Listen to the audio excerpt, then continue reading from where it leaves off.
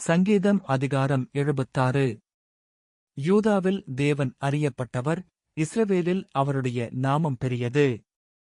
சாலேமில் அவருடைய கூடாரமும், சீயோனில் அவருடைய வாசஸ்தலமும் இருக்கிறது. அங்கே இருந்து வில்லின் அம்புகளையும், கேடகத்தையும், பட்டயத்தையும், யுத்தத்தையும் முறித்தார்.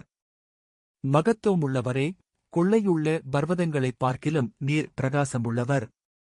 தைரிய நெஞ்சுள்ளவர்கள் கொள்ளையிடப்பட்டு, நித்திரையடைந்து அசர்ந்தார்கள். வல்லமையுள்ள எல்லா மனுஷருடைய கைகளும் அவர்களுக்கு உதவாமற் போயிற்று. யாக்கோபின் தேவனே, உம்முடைய கண்டிதத்தினால் இரதங்களும் குதிரைகளும் உறங்கி விழுந்தது. நீரே பயங்கரமானவர். உமது கோபம் ஊழும்போது உமக்கு முன்பாக நிற்பவன் யார்? நியாயம் விசாரிக்கவும் பூமியில் சிறுமைப்பட்டவர்கள் யாவரையும் ரட்சிக்கவும் தேவரீர் எழுந்தருளினபோது, வானத்திலிருந்து நியாயத்தீர்ப்பு கேட்கப் பண்ணினீர். பூமி பயந்து அமர்ந்தது. மனுஷனுடைய கோபம் உமது மகிமையை விளங்கப் பண்ணும். மிஞ்சுங்கோபத்தை நீர் அடக்குவீர். பொருத்தனை பண்ணி அதை உங்கள் தேவனாகிய கர்த்தருக்கு நிறைவேற்றுங்கள்.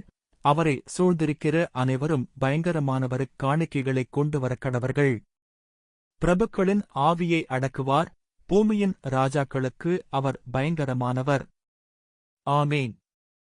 பிரியமானவர்களே, இன்று நீங்கள் பலவிதமான போராட்டத்திலும் பயத்திலும் இருக்கிறீர்களா?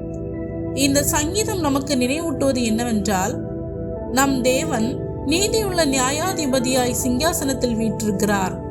உங்கள் எதிரிகள் வலிமையானவர்களாக தோன்றினாலும் அவர்களின் அமளியை அடக்கும் ஒரு தேவன் நம்மோடு இருக்கிறார்.